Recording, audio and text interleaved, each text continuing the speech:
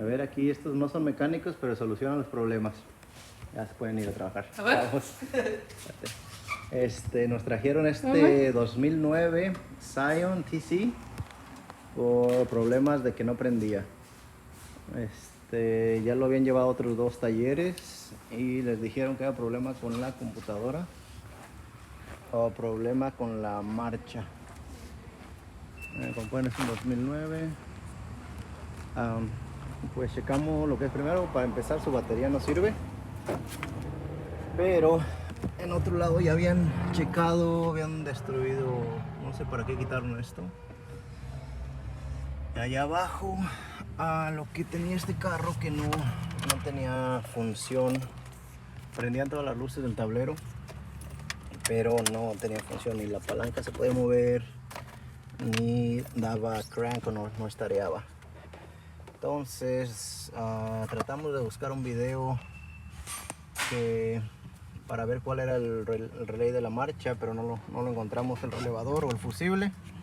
Me parece que está abajo los fusibles, pero ya checamos todos los fusibles, están acá abajo y no encontramos ninguno dañado.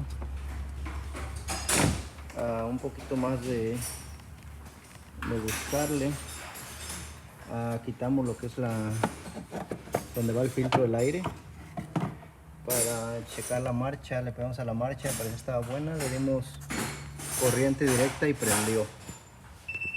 Entonces ya sabemos que es un problema de corriente.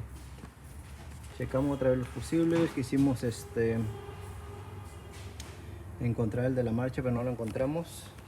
Entonces lo que nos dimos cuenta aquí, que en